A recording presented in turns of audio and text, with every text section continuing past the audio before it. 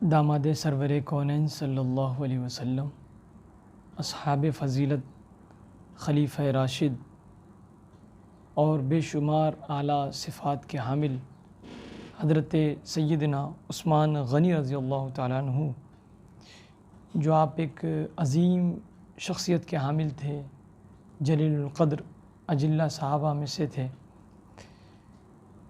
آپ کی پیدائش مکہ معظمہ میں ہوئی اور آپ جو ہے وہ حضور علیہ السلام کے ہی خاندان میں آگے جو ہے وہ اپنے خاندان سے ہوتا ہوا آگے حضور علیہ السلام کے خاندان میں آپ جا ملتے ہیں۔ آپ کا ایک لقب جو ہے ذو النورین ہے، چونکہ حضور علیہ السلام نے آپ کے نکاح میں اپنی 2 صاحبزادیوں کو عطا کیا تھا۔ آپ کے پہلے نکاح میں حضرت رقیہ تھی، ان کے انتقال پر حضور علیہ السلام نے حضرت ام کلثوم کو بھی آپ کے نکاح میں دیا۔ اس شرف کی وجہ سے آپ کو ذو النورین کہا جاتا ہے، اور ایک لقب جو ہے آپ کا غنی بھی ہے۔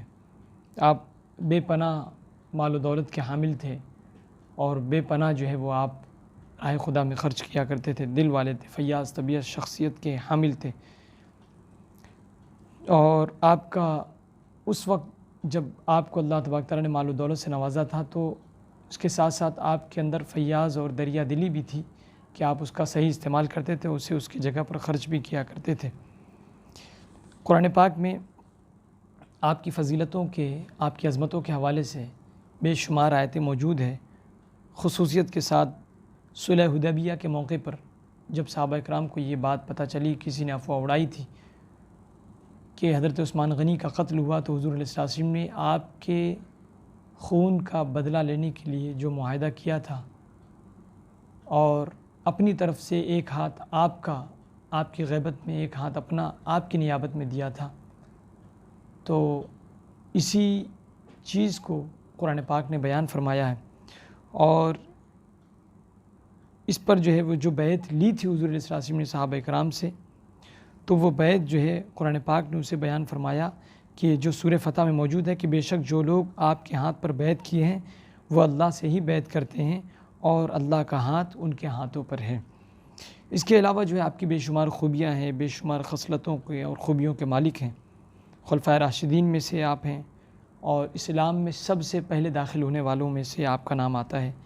کاتبین وحی رسول میں آپ ہیں اور مہاجر صحابہ میں سے تھے آپ، اہل بدر میں بھی شامل تھے اور اہل جنگ احد میں شامل تھے۔ اس طریقے سے بے شمار معرکے اور بے شمار غزوات میں آپ نے شرکت فرمائی، اور عام صحابہ کے حوالے سے جتنی بشارتیں موجود ہیں ان تمام پر آپ کی شخصیت صادق آتی ہے۔ حضرت عثمان غنی رضی اللہ تعالیٰ عنہ جو ہے وہ دین کی خاطر آپ بے شمار قربانیاں فرمائی، آپ نے ہجرت بھی فرمائی اور جہاد میں بھی ہر وقت پیش رہے۔ اللہ کے رسول تاجدار دو عالم صلی اللہ علیہ وسلم نے فرمایا کہ عثمان جو ہے میری امت میں سب سے زیادہ حیا اور سخی ہیں، حیا دار ہیں، حیا کرنے والے ہیں اور سب سے زیادہ سخی ہیں۔ اس کے علاوہ بے شمار معاملات میں حضور علیہ السلام نے آپ کی جو ہے وہ خصلتوں کو، آپ کی خوبیوں کو، آپ کی عظمتوں کو بیان فرمایا۔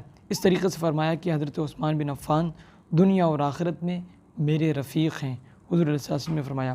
اس طریقے سے اور بے شمار جو ہے وہ واقعات موجود ہیں کہ حضرت عثمان غنی کی جو ہے فضیلت کو بیان کیا گیا۔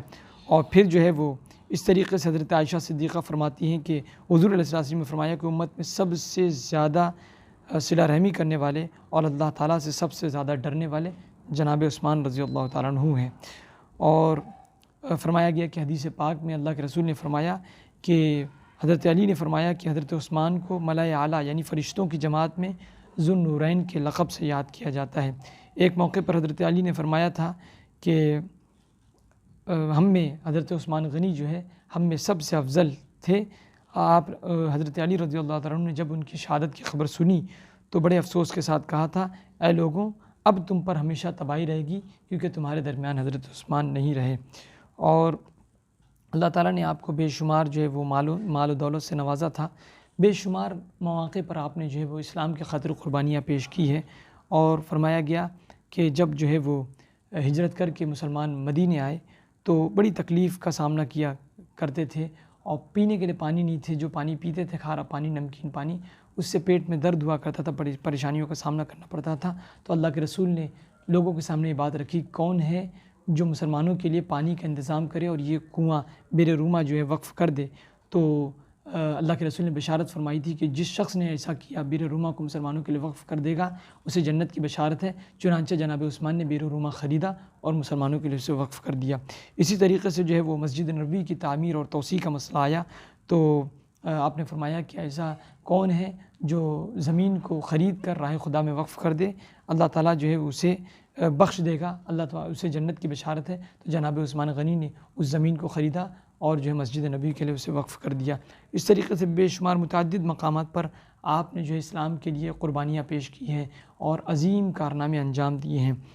آپ کی خلافت کی ابتدا جو ہے وہ 1 محرم الحرام 24 ہجری سے ہوئی، اور آپ نے اپنے عہد خلافت میں جو ہے 2 بار مسجد نبوی کی توسیع کرائی۔ اس طریقے سے آپ نے مسجد حرام کی بھی توسیع اور مرمت کرائی، اور اس کے ساتھ ساتھ آپ نے دینی اور مذہبی کارنامے بے شمار طریقے سے انجام دیے۔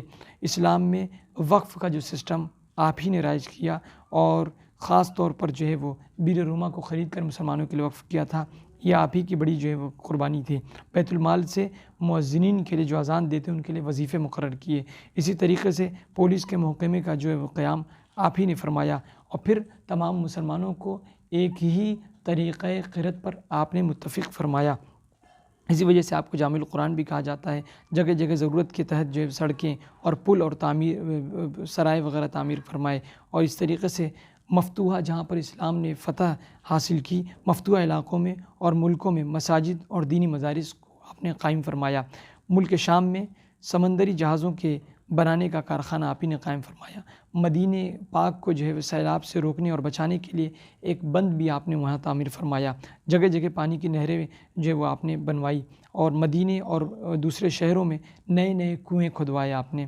اس طریقے سے جو ہے وہ غرض کے تعمیرات عامہ کے پیش نظر دوسرے شہروں میں سرکاری عمارتیں اور سڑکیں وغیرہ بھی آپ نے تعمیر فرمائی۔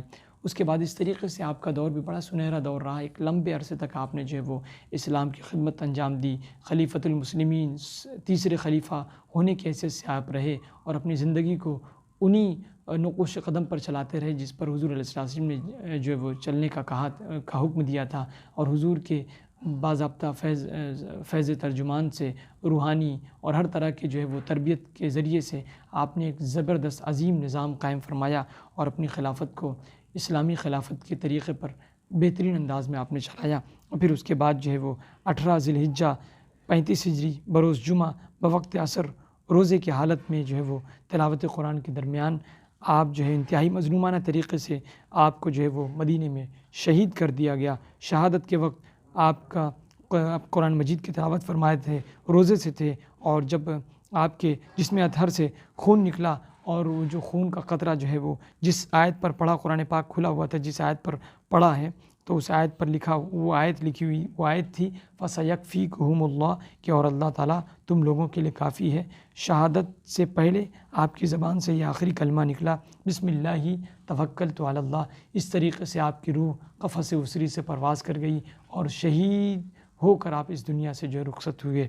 اس طریقے سے آپ کی جنازے کی نماز پڑھائی گئی، صحابہ کرام نے پڑھائی، اور جنت البقیع میں آپ کی تدفین عمل میں آئی۔ اس طریقے سے آپ نے بہت ہی سسٹم سے اور بہت انوکھے انداز میں، منفرد انداز میں حضور علیہ السلام کے بتائے ہوئے نقش قدم پر آپ نے چل کر اسی نظام کو سنبھالا، اسی نظام کو بڑھایا، اسی نظام کی ترویج و اشاعت کی، اور اسی نظام مصطفیٰ صلی اللہ علیہ وسلم کے لیے اپنے آپ کو باقی رکھا، اور اسی پر شہادت کی موت آپ کو نصیب ہوئی۔ اللہ تبارک تعالی ہم سب کو ان ارواح مقدسہ، ان پاک طینت لوگوں کے سچے غلامی میں ہم سب کو قبول فرمائے۔